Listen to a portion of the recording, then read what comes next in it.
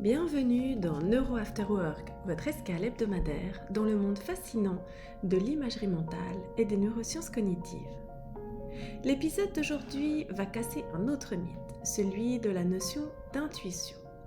C'est vrai, je tape fort en ce début d'année, mais force est de constater que trop de personnes ignorent les mécanismes cérébraux qui se cachent derrière cette capacité qui est loin d'être mystique. Notre esprit aime vagabonder. Loin d'être un paresseux, c'est un vrai bavard. Alors, quand il n'est pas occupé, il s'occupe lui-même.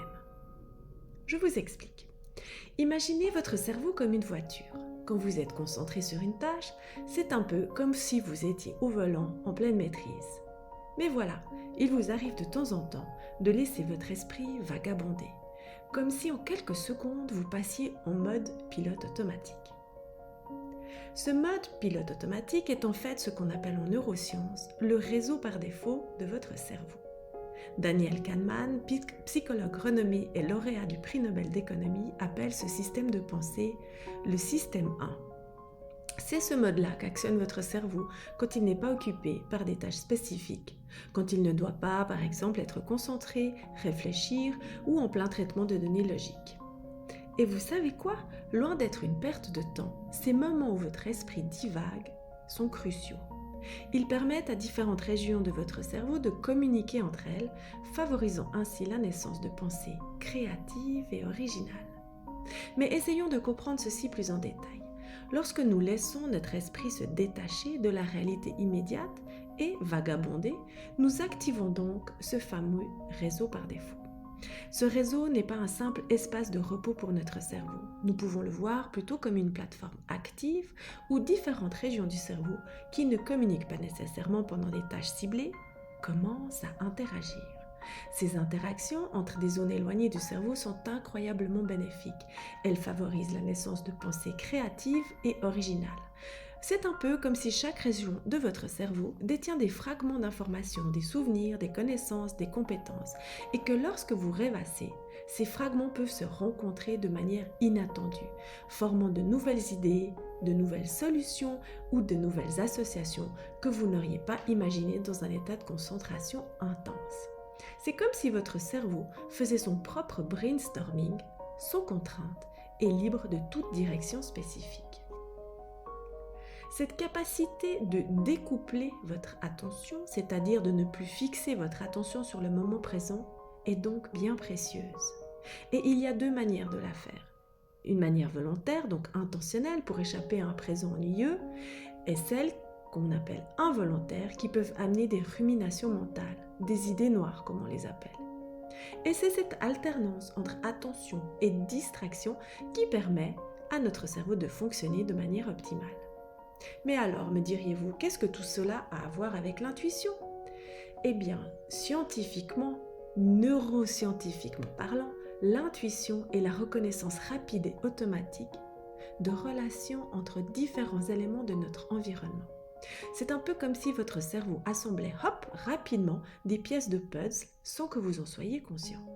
Cette capacité incroyable se développe à travers l'expérience. Cela signifie que plus vous êtes exposé à certaines situations ou patterns, plus votre cerveau devient habile à reconnaître ces configurations et à réagir quasi instantanément.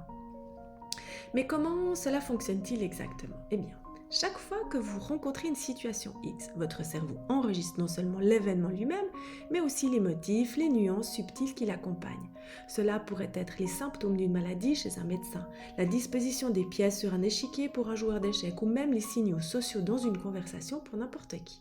Avec le temps et l'exposition répétée, ces motifs et configurations deviennent des repères que votre cerveau apprend à identifier rapidement. Cette reconnaissance n'est pas un processus conscient, il se déroule sous les profondeurs de votre mémoire à long terme, où des milliers voire des millions de motifs et de configurations sont stockés. Lorsque vous êtes confronté à une situation similaire, votre cerveau consulte cette vaste bibliothèque de connaissances, en extrait le motif pertinent et vous donne une intuition sur ce que vous observez. C'est donc une réponse presque instantanée car votre cerveau a déjà fait le gros du travail en arrière-plan. Ce processus est donc incroyablement puissant, mais attention, il est également important de noter qu'il est spécifique au domaine. Un grand maître des échecs ne peut pas nécessairement utiliser son intuition échiquéenne pour diagnostiquer une maladie. Et un médecin expérimenté ne peut pas nécessairement prévoir le prochain coup d'un adversaire aux échecs. Chaque domaine de connaissance nécessite donc son propre ensemble d'expériences et de temps pour que l'intuition se développe pleinement. Et attention, cette capacité n'est pas infaillible parce qu'elle repose sur des expériences précédentes et si ces expériences sont erronées ou biaisées, alors l'intuition pourra l'être aussi. C'est pourquoi il est important d'analyser et de réfléchir à ces intuitions, surtout lorsqu'elles semblent aller à l'encontre d'une logique ou de faits connus. Ainsi, l'intuition est une capacité incroyable qui se développe à travers l'expérience et l'exposition répétée à des motifs et des configurations spécifiques à un domaine. Elle permet donc à votre cerveau de reconnaître rapidement ces configurations et de réagir presque instantanément, vous aidant à prendre des décisions rapides et souvent précises, basées sur une vaste bibliothèque de connaissances tacites. Alors, la prochaine fois que vous vous surprendrez à rêvasser ou à laisser votre esprit divaguer, souvenez-vous que vous pourriez bien être en train d'aiguiser votre intuition. Ces moments de vagabondage mental ne sont pas seulement des pauses bien méritées pour votre cerveau, mais de véritables séances d'entraînement, non seulement pour votre intuition, mais ils sont aussi un terreau fertile pour innover et résoudre de manière créative des problèmes. Ils permettent également une meilleure compréhension de vous-même et une réflexion plus approfondie, car ils vous donnent l'espace mental pour réfléchir à vos expériences, vos ambitions et vos relations.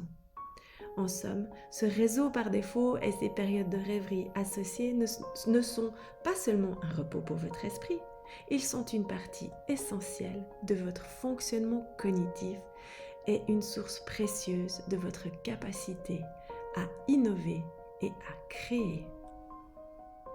Voilà, cet épisode touche à sa fin. J'espère que désormais vous allez oser vous octroyer des moments de rêverie bénéfiques et sans y penser que vous ferez de doux voyages dans votre monde intérieur. D'ici là, n'oubliez pas, notre cerveau est unique et il est de notre devoir d'en prendre soin. Et si cet épisode vous a plu, n'hésitez pas à le partager à quelqu'un qui pourrait en avoir besoin. Et bien sûr, si vous souhaitez être averti des prochains épisodes, activez les notifications ou abonnez-vous sur les plateformes en tapant Neuro After Work. Je vous souhaite un excellent week-end et vous dis à la semaine prochaine pour un prochain épisode sur les neurosciences cognitives appliquées à votre quotidien.